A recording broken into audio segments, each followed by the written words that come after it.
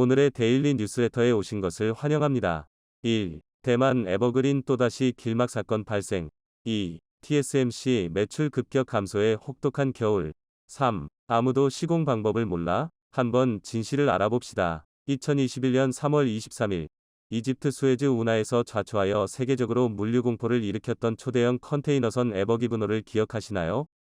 운하의 통행을 6일간 차단시키며 이집트는 운하가 막혀 발생한 천문학적인 손실을 입었고, 에버기브노의 선사인 에버그린은 1조 원의 손해배상을 청구했습니다. 하지만 사고를 일으킨 선박은 일본 조선업체 쇼에이 기센이 건조한 것으로 밝혀져 일본 조선업체에 대한 치명타가 되었으며, 대만 선사인 에버그린도 동일한 결과를 겪었습니다.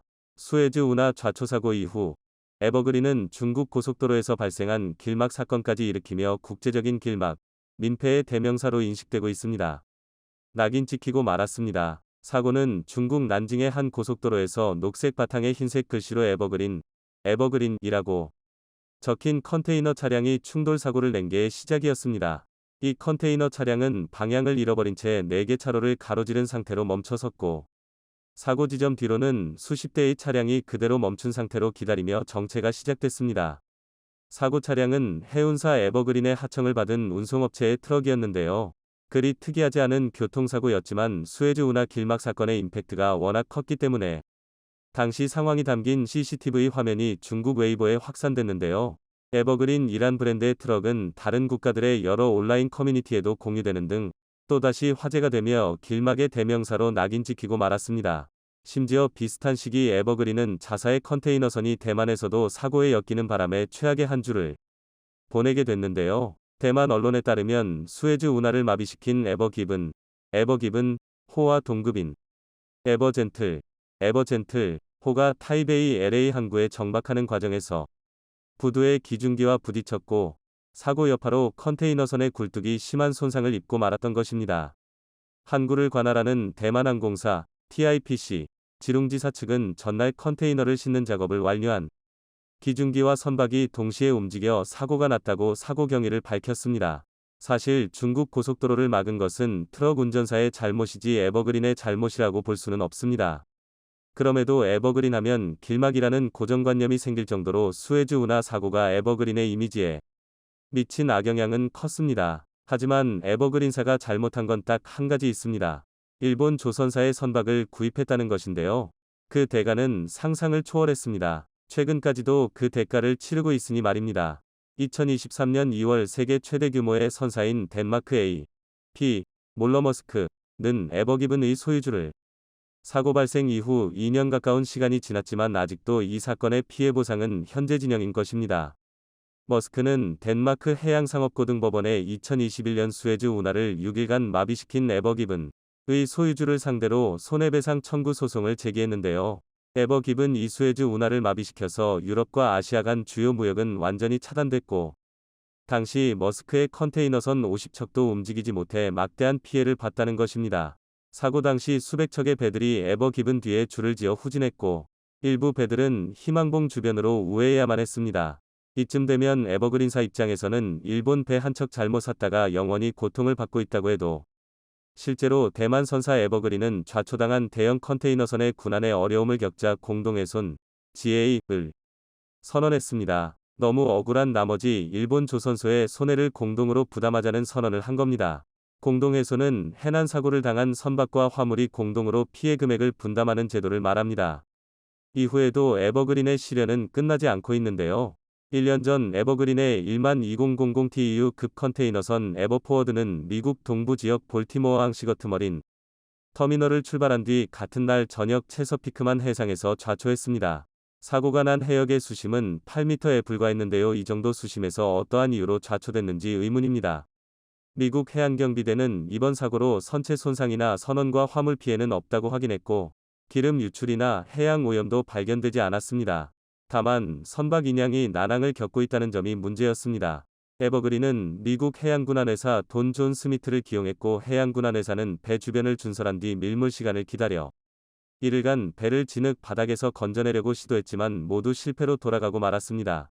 결국 다음 만조 시기까지 기다려야 했고, 세 번째 시도 끝에 좌초된 지한달 만에야 세 번째 시도에서는 무게를 가볍게 하기 위해 선박에 실려 있던 5,000여 개의 컨테이너 중 500개를 내리고 주변 해저를 13.1m까지 준설하는 작업을 진행해야 했습니다. 이처럼 계속 문제를 일으키자 대만 선사 에버그린은 두 손 두 발 다 들고 1년 전 이집트 수에즈 운하에서 좌초된 에버기븐 호처럼 에버포워드에 대해서도 공동훼손 GA를 선언했습니다. 앞서 에버그린은 자사의 배가 수에즈 운하 차단으로 막대한 물류 피해가 발생하자 선주사인 일본 쇼에이 기센에게 공동훼손을 선언한 바 있습니다.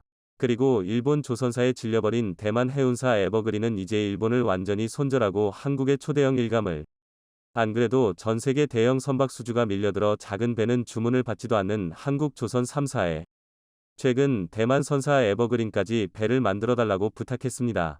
한국의 조선 3사, 삼성중공업과 대우조선해양, HD 현대중공업이 에버그린이 발주 예정인 컨테이너선 24척의 유력한 파트너사로 물망에 오르며 수주 기대감이 커지고 있는데요.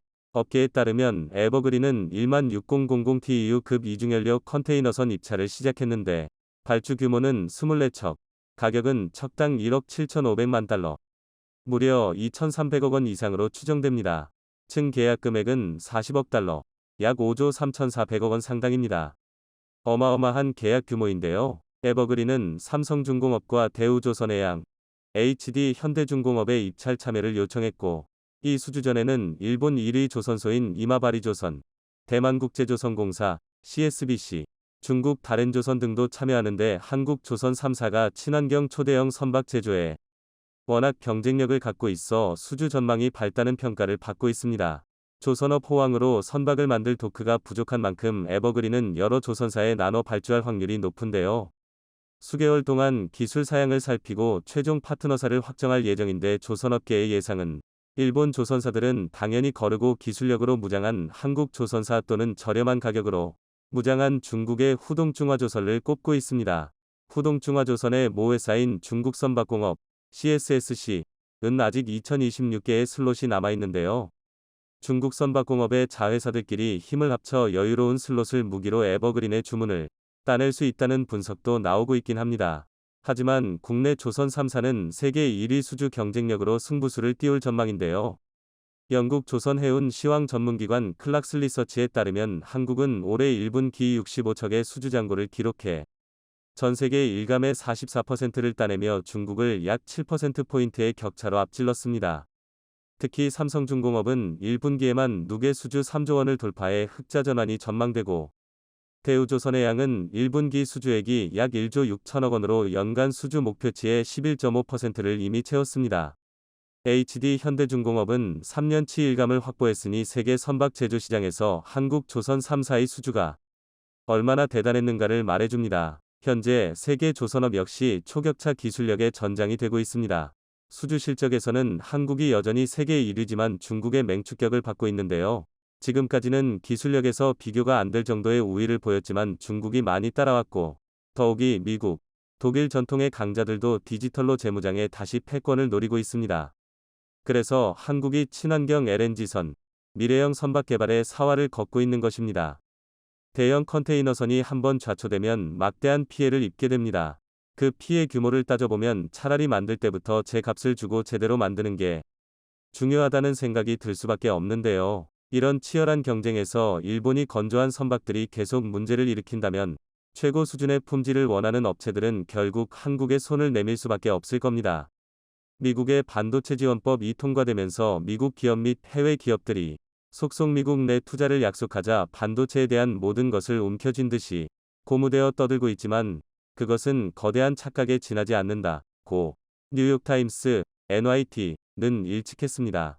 뉴욕타임스, NYT는 돈만 쏟아붓는다고 해서 원하는 일이 성사되지 않는다고 하면서 반도체 지원법이 겉으로 보기에는 대단한 것처럼 보이지만 실제는 미국의 대규모 반도체 옥성 투자 정책에도 불구하고 공급량 해소 외의 근본적인 원인은 해결된 상태가 아니기 때문에 여전히 한계가 있다는 것입니다. 기술 인력 확보 같은 현실이 뒷받침되지 않는 상태에서 정부의 지원과 외국 업체에 의지하는 한 미국 내 반도체 발전은 기대할 수 없다는 것이고, 따라서 장밋빛이 아니라 근본적인 문제를 풀지 않는 한 불확실성의 연속이라고 지적한 것입니다. 미 반도체 산업협회 SIA에 따르면 미 전역에서 35개 이상의 미국 및 해외 반도체 기업이 미국 내에서 반도체를 생산하겠다며 2천억 달러, 약 252조 6천억 원 투자를 약속한 것은 제2차 세계대전 이후 최대 규모 제조업 투자라고 NYT는 보도했습니다. 투자 금액은 텍사스, 애리조나, 뉴욕 등 16개 주에서 23개의 신규 칩 공장 준공 및 9개 공장 증설, 업계에 장비 소재를 공급하는 기업들의 투자 등에 투입될 예정이라고 했습니다. 그런데 이 같은 투자건은 대부분 연방과 주정부의 지원금에 우선 무게를 두면서 얼마의 지원금이 나오면 그에 더해 투자하겠다는 것이지 반도체 관련 기업들이 스스로 투자하겠다는 것이 아니라는 것입니다. 또한 기존의 확장 계획이나 관리 비용이 투입되는 것까지도 새롭게 투자하는 것처럼 부풀리고 있다는 지적도 있습니다. 정부에서 반도체 관련해 대규모로 지원하겠다는 정책에 편승하겠다는 그 뒷면을 자세하게 보라는 의미입니다. 최근 칩5 반도체 전쟁을 출간한 미 터프츠대 크리스 밀러 교수는 NYT에 직접적으로 미 정부의 엄청난 투자에도 반도체 자립을 달성하는 데엔 성공하지 못할 것이라고 했습니다. 그 이후로 반도체 공장을 준공하는 데만 수년이 걸리는 데다가 미국 내 공장이 가동되더라도 이들 공장에서 최첨단 반도체가 생산되지 못할 가능성이 크고 미국 내 생산을 뒷받침할 인력도 부족할 가능성이 크다는 분석안을 내놓았습니다. SIA가 미국의 반도체 산업 대규모 투자로 반도체 생산 기업 및 공장에서 27만 7천 명의 반도체 인력 수요를 창출할 것으로 보고 있다고 했지만 NYT는 지나치게 낙관적이라고 지적하면서 반도체 공장은 기술자 및 화학공학과 같은 분야의 숙련된 과학자가 필요한 것이지 아무나 고용해서 생산을 하는 게 아니다고 했습니다. 당장 반도체 업계 전문가들을 대상으로 한 설문조사에 따르면 과학자 및 엔지니어 부족이 가장 어려운 과제 중 하나라고 고충을 토로한 부분을 예로 들었습니다. 따라서 기술 인력 부족으로 인해 미국 반도체 자급자족 노력에 제동이 걸릴 수 있다. 고 NYT는 꼬집었습니다. 미국이 반도체 지원법에 투자하는 돈이 68조 원이라고 하면서 미 정부의 엄청난 투자라고 하는데 한국의 2개 기업이 투자하는 수백조 원의 비용과는 비교도 안 됩니다. 이런 것이 착각을 불러일으키는 요인입니다. 더구나 미국에서 68조 원을 투입한다고 해도 이는 한국에서 투자하는 10조 원 정도와 비슷할 것이라고 봅니다. 워낙 미국은 비효율적이기 때문입니다. 한국에서 연봉으로 1억 원을 받는다고 하면 대단한 고액이라고. 하지만 북미에서 특히 캐나다보다 미국에서 연봉 8만 불 정도는 웬만한 직장인이 받는 금액입니다. 한국에서 연봉 1억 원을 받을 정도의 고급 인력 정도 되면 미국에서는 수십만을 정도 되고 밀리언 정도의 봄급을 받는 임원들은 숱하게 많습니다. 그렇기 때문에 한국과 미국에서 잡는 예산이나 집행 비용은 크게 다를 수밖에 없습니다. 항상 말씀드리는 것처럼 한국에서 10조 원이 필요하다고 하면 미국은 100조 원을 책정하는 것 같은 이치입니다. 68조 원 결코 큰돈이 아닙니다. 한편 경기 침체로 이어지면서 전자제품의 출하가 급속도로 하강하고 재고가 쌓이자 끄덕겁다고 자만하면서 가격을 올해 상반기에 또 인상하려고 했던 TSMC마저 가격을 동결하고 일부는 가격을 다운시키는 등 생산이 크게 줄어들면서 반도체 겨울이 메모리 반도체에서 파운드리로 옮겨가고 있다는 분석이 나옵니다. 세계적인 인플레이션과 경기 침체 여파로 소비자의 소비 심리가 위축되자 곧바로 스마트폰이나 PC와 같은 디바이스 구매 감소로 이어졌습니다. 디지타임스는 2023년 1분기에는 공장 가동률이 크게 하락할 것이다. 현재 재고가 최고치에 달해 1분기 매출이 전분기 대비 15% 감소하고 이후에도 추가 감소할 수 있다. 고 보도했습니다. TSMC의 상위 10대 고객인 엔비디아, AMD, 미디어텍 등 제품을 판매하지 못한 재고가 쌓이고 있고 주문 취소와 지연 계약 파기가 연이어 발생하고 있다면서 6터부터 7나노 공정 수요는 절반가량으로 하락하고 5나노 이하 생산 라인 가동틀도 크게 줄어들었다고 밝혔습니다. 따라서 올해 2분기에도 저점 회복은 어려울 것으로 보인다는 것이 시장 전문가들의 예측입니다. TSMC는 수요가 크게 줄며 매출이 줄자 그에 대한 타겟책으로 주요 팹리스들에게 또다시 가격을 인상하고자 했습니다. 지난해 9월 맥루머스, 나인투맥 등 외신은 TSMC가 2022년에 이어 2023년 파운드리 가격을 또 올리려고 한다는 당시 보도 내용에 따르면 TSMC는 저가격의 애플과 엔비디아의 5터부터 6% 정도 인상된 가격을 적용하고자 시도했지만 애플은 삼성전자의 가격을 들어 즉각 반발하면서 TSMC는 결국 가격을 올리지 못했습니다. 그런 TSMC 대응에 비해 삼성전자는 당분간 파운드리 가격을 조정할 계획이 없다고 밝혔습니다. 강문수 삼성전자 파운드리 사업부 부사장은 지난달 28일 실적 발표 컨퍼런스콜에서 삼성 파운드리는 견조한 수요가 지속하고 있다고 하면서 향후 증장기 시장, 글로벌 거래 수요 등을 다각적으로 분석해 대응하겠다라고 했습니다. 그런 반도체 업계의 현황이나 반도체 매출의 급감에도 불구하고 삼성전자는 생산을 줄이거나 구조 조정도 없이 최첨단 반도체 생산 기술인 3나노미터 공정 안정화에 속도를 내고 있는 모습입니다. 히 EUV, 극자외선, 노광 장비의 수요를 비약적으로 높일 열쇠 중 하나로 언급되는 핵심 장비 펠리클이 올해부터 삼성전자 최신 공정의 테스트로 적용되면서 TSMC와의 경쟁 구도에서 우위를 차지할 수 있을 것이라는 전망이 나옵니다.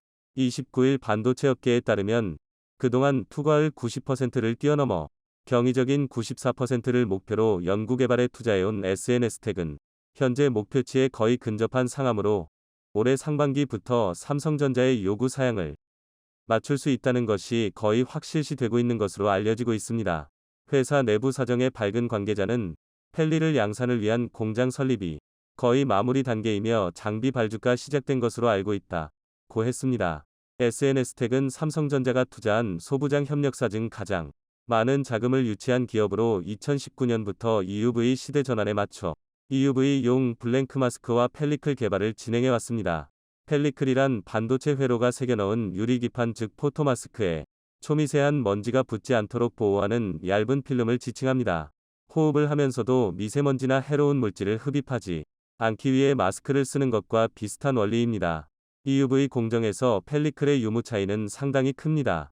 반도체 업계 관계자는 EUV 노광 공정은 매우 섬세한 과정인데 특히 회로가 그려지는 포토마스크의 오염이 수율 저하에 큰 원인이 된다고 했습니다. 특히 반도체 회로가 그려지는 포토마스크의 가격이 개당 수억 원을 넘나들기 때문에 투과율이 높은 펠리클을 사용한다면 수율 자체를 끌어 올릴 수 있기 때문에 전체적인 생산 비용을 줄일 수 있게 된다고 설명했습니다. 즉 EUV 장비는 미세한 파장의 빛이 거울에 반사하는 원리로 회로를 그리기 때문에 빛을 일정한 수준으로 유지하는 것이 중요한데 이 과정에서 가장 중요한 것이 바로 펠리클의 투과율이라는 것입니다. 삼성전자는 이런 광원 손실을 최소화하기 위해서 80%가 아닌 펠리클 투과율의 한계를 깬 90% 이상을 주문해온 것으로 알려져 있습니다. 반도체 업계 한 관계자는 현재 투과율 90% 이상의 펠리클은 아직 어떤 반도체 기업도 도입하지 못하고 있다고 했습니다. TSMC도 낮은 생산성을 감수하면서 어쩔 수 없이 80%대의 투과율을 가진 펠리클을 사용하고 있다며 삼성전자의 협력사가 투과율 90% 이상의 펠리클을 적용할 거무 TSMC와의 경쟁에서 더욱 유리한 고지를 점할 수 있을 것이라고 전망하고 있습니다. 머리도 뛰어나고 손도 빠르고 성실함까지 갖춘 한국은 그 덕분에 기술력은 충분하지만 늘 지하자원이 턱없이 부족했습니다. 만약 중동처럼 신이 내린 선물 석유라도 충분했다면 아마 한국은 지금쯤 미국을 뛰어넘는 세계 초강대국이 되어 있을 겁니다. 지하자원이 부족한 한국은 결국 기술력으로 승부해 소위 한강의 기적이라는 기적을 불러왔는데 한강의 기적은 비단 한국에서만 일어난 일은 아닙니다. 중동을 넘어 유럽에서 아프리카에서 한국인들은 어마어마한 외화벌이를 했는데 그 외화가 다시 한국으로 투자되어 현재 세계에서 손꼽히는 선진국을 만들었는데요. 그런데 가만히 역사를 되돌아보면 소위 독재자라 부르는 인물들은 국가의 미래가 달린 핵심 사업이나 자신의 정치적인 업적을 남기려 할 때는 꼭 한국 기업을 찾았습니다. 30년 장기 집권을 노리는 21세기 술탄 튀르키의 에르도안 대통령은 터키 공화국 설립 100주년을 기념하는 차나칼레 대교를 맡겼고 독재자의 표본처럼 여겨졌던 리비아의 카다피는 사막에서 지하수를 끌어올리겠다며 리비아 대수로라는 인류 역사상 가장 큰 공사를 맡겼고 현재 젊은이들을 무자비하게 전쟁터로 몰아붙이는 푸틴 러시아 대통령은 러시아의 미래를 천연가스에 올인하고는 LNG 운반선을 전부 한국 기업에게 발주했습니다. 그런데 여기 독재자는 아니지만 절대적인 힘을 가진 두바이 군주 셰이크 모하메드 빈 라시드 알 막툼도 한국 기업에게 랜드마크를 지어달라며 1조 5천억을 쏟아부었습니다. 그리고 최근 완공해 두바이의 새로운 랜드마크로 떠올랐는데요. 도대체 어떤 건물일까요? 얼마 전 세계적인 팝스타 비욘세가 두바이의 한 호텔에서 비공개 콘서트 공연 후 300억 원의 출연료를 받았다는 사실이 알려지면서 상당한 논란이 있었습니다. 그녀가 비공개로 1시간 노래 부르는 대가로 300억 원을 받고 했던 이 공연은 두바이의 아틀란티스 더 로열이라는 호텔이 정식 오픈을 앞두고 진행된 사전 오픈 행사였는데, 이 호텔은 랜드마크 박물관이라고도 불리는 두바이에서도 최고급 호텔로 꼽힙니다. 그리고 이 호텔을 한국의 쌍용건설이 세웠죠. 94개의 초호화 수영장, 레고블록을 쌓아올린 듯한 외형, 단독 인피니티풀을 갖춘 펜트하우스까지 이 호텔을 표현하는 수식어는 그 수를 헤아릴 수도 없습니다. 무려 8년이라는 시간에 걸쳐 이 호텔을 완공한 쌍용건설을 좀 더 자세히 살펴볼까요? 쌍용건설은 1977년 쌍용종합건설이라는 사명과 함께 쌍용량의 건설사업본부에서 독립해 출범했습니다. 1986년 쌍용건설로 사명을 변경한 후 본격적으로 해외 대형 프로젝트를 연달아 성공적으로 완공하면서 드물게 해외건설 명가라는 수식어를 달았죠. 쌍용건설 홈페이지에는 그간 해외에 완공한 수많은 건축물을 공개해 두었는데, 알려진 바에 따르면 현재까지 23개국에서 총 185억 원의 공사를 수주했습니다. 싱가폴, 아랍에미레이트, 루안다, 인도네시아 등등 그 국가도 다양합니다. 현재 진행 중인 공사만도 8개국에서 19개 프로젝트에 달하는데요. 최근 쌍용건설의 이름을 다시 한번 알린 건축물은 두바이에 건설한 최고급 호텔인 아틀란티스 더 로열입니다. 지난 2015년 세계적인 국부펀드인 두바이 투자청 ICD은 1조 5천억 원을 투입해 세계적인 랜드마크급 특급 호텔을 건설해달라며 쌍용건설을 주관사로 낙점했습니다. 벨기에의 세계적인 건설사 베식스와 공동으로 수주했죠.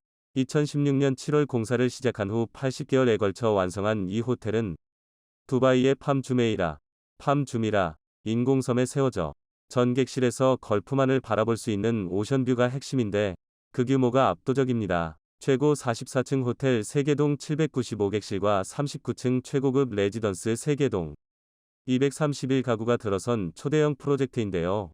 그런데 이 호텔은 건축의 기적이라고 불리는 싱가포르의 마리나 베이 샌즈의 상징인 인피니티풀보다 한 단계 업그레이드된 초호화 풀 등 수영장만 무려 94개에 달합니다. 건물의 외관 역시 랜드마크라 불러도 손색 없을 만큼 상당히 특이합니다. 상공에서 내려다보면 팜 주메이라 인공섬 위에 그려진 S자 모양인데, 정면에서 바라보면 마치 레고블록을 쌓아올린 것과 같은 비정형 외관을 자랑하죠. 이렇게 레고 모양 블록을 모두 유선형으로 흰 건축물 시공 사례는 전 세계적으로도 거의 없었기 때문에 이 건물의 설계에만 14개국 54개 컨설턴트가 참여했다고 하죠. 실제 완성된 건물은 외벽 마감용으로 붙인 33,000개의 패널이 전부 유선형일 만큼 복잡한 구조입니다. 이렇게 눈에 띄는 비정형 외관 때문에 사업 초기부터 고난이도 공사가 예상됐는데, 건물 설계도를 본 공동주관사 베식스 임원들마저 세계 최고층 건물인 부르즈 칼리파보다 더 어렵다고 평가했다고 합니다. 왜냐면 레고블록처럼 쌓은 건물은 호텔과 레지던스로 나눠는 두 개의 독립 건물이지만 80m 높이에서는 스카이 브릿지로 두 건물을 연결시켰기 때문입니다. 이 스카이 브릿지가 완성되어야 그 중앙에 별도의 수영장과 정원을 갖춘 브릿지 스위트를 만들 수 있고, 90m 높이의 옥상에서 걸프만을 보며 즐기는 스카이풀을 완성할 수 있었습니다. 이 과정에서 쌍용건설의 진가가 드러났습니다. 두 건물을 연결시키는 스카이 브릿지를 건설하려면 80m 높이에서 철골 구조물을 하나하나 제작하면 가장 쉬운 방법일 수 있지만, 문제는 그 구조물 무게가 1300톤에 이른다는 점입니다. 더구나 80m 높이의 공중에서 세밀하고 용접하고 두꺼운 철골을 들고 나르는 것은 쉽지 않죠. 그래서 쌍용건설은 지상에서 아예 골조 건축을 제작한 후 이를 끌어올려 스카이 브릿지를 완성했는데요. 사실 1300톤짜리 초대형 스카이 브릿지를 건물 위에 얹는다는 것은 쉬운 일이 아닙니다. 자칫 1mm라도 오차가 생긴다면 1300톤짜리 구조물이 추락해 초대형 참사는 물론이거니와 건물 자체가 와르르 무너질 염려가 있어 단 1mm의 오차도 허용하지 않습니다. 그런데 쌍용건설에게 이 1300톤짜리 스카이 브릿지를 올리는 것은 누워서 떡 먹기였습니다. 왜냐면 이미 13년 전에 5배나 무거운 초대형 공원 하나를 200m 높이에 건설한 경험이 있기 때문입니다. 이 건물을 좀 살펴볼까요? 싱가포르에는 마리나 베이 샌즈 호텔이 있습니다. 싱가포르를 방문하는 이들의 필수 방문 코스이자 싱가포르를 대표하는 랜드마크입니다. 그런데 이 건물은 마치 사람인 한자처럼 생겼는데 이 작품을 만든 주인공이 바로 쌍용건설입니다. 마리나베이 샌즈 호텔을 설계한 모셰 사프디는 세계적인 랜드마크가 되려면 이제껏 존재한 적 없는 기이한 형상이어야 한다며 불가능해 보이는 설계안을 제시했습니다. 마치 트럼프 카드가 휘어진 것처럼 보이는 이 설계안을 처음 본 싱가폴 관계자들도 불가능하다고 봤죠. 이태리 피사의 사탑도 고작 5.5도 기울어졌음에도 위태하다 하는데 이 설계안은 무려 52도나 기울어졌으니까요. 이 설계안이 제시됐을 때 생각지도 못한 일이 벌어졌습니다. 최초 입찰을 시도한 전 세계 14개 건설사들이 전부 포기했기 때문이죠. 그리고 홍콩의 계몬과 한국의 쌍용건설이 남았는데 싱가폴 정부는 쌍용건설에 손을 들어줬습니다. 계몬은 원한 설계와 디자인을 유지하는 것이 어려우니 약간만 변경해달라 고 요청한 반면 쌍용건설은 원한 100%를 구현하겠다 고 나섰으니까요. 결국 쌍용건설이 1조 원이 넘는 프로젝트를 수주합니다. 하지만 공사가 시작되자 이는 만만한 일이 아니었습니다. 측면에서 봤을 때 사람인 모양을 구현하려면 23층 높이에서 또 다른 건물과 연결된 후 55층까지 이어져야 하는데 시뮬레이션 결과 8층부터 건물이 무너지는 것으로 나타났습니다. 인류 역사상 이런 형태의 건물을 지어진 적이 없어 쌍용건설은 사상 최초의 공법을 시도하게 되는데 바로 포스트 텐션 공법입니다. 이는 현수교, 서스펜션 브릿지를 건설할 때 사용되는 공법으로 동쪽 건물의 벽 안쪽에 여러 가닥의 강철선을 꼬아 강연선 케이블을 설치한 후 이를 당겨 건물을 지탱하도록 했습니다. 23층까지 양쪽 건물 내부에 수천 개의 케이블을 설치한 후 각 건물을 지면에 설치된 케이블을 이용해 잡아당김으로써 하중을 견딜 수 있도록 했습니다. 그러나 23층에서 건물이 완공됐다면 관계없겠지만 문제는 23층부터 57층까지는 한 건물로 올라가야 합니다. 즉 23층부터 쌓아 올라가는 건물 상부의 하중이 미드로 쏟아지기 때문에 이를 분산시켜야 했는데요.